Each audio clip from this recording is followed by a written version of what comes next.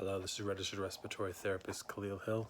As you can see, we're looking at the jock fan. I'll show you a side view. This is the jock fan. This is the top view of where the motors are. We're just doing some basic wiring, but in previous videos for jock fan, I've showed you power supply, 12-volt power supply version. Obviously, when you're on the soccer field or when you're riding a horse or when you're doing tennis, you can't wear a jock fan with a power supply. It'd be a little bit heavy. So what we're going to do today is demonstrate how we're going to implement the coin cell.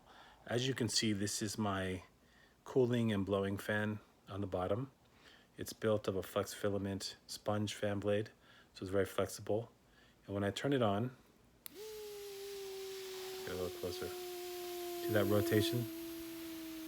Wow, see the rotation? We're doing it portably, so this is the switch. The switch will be embedded here. The new version is up here. The new version has a hole in here for this here at the top.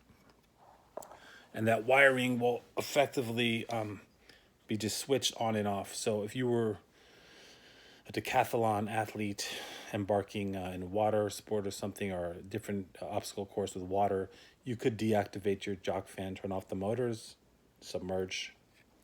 As you can see, this is the flex filament jock fan. We'll just squeeze it. As you can see, it's compressible. And I'm going to do one more test. Let me just hold it up for you again. And as you see with the switch on the device, we'll be using a coin cell here. And we'll just switch it on.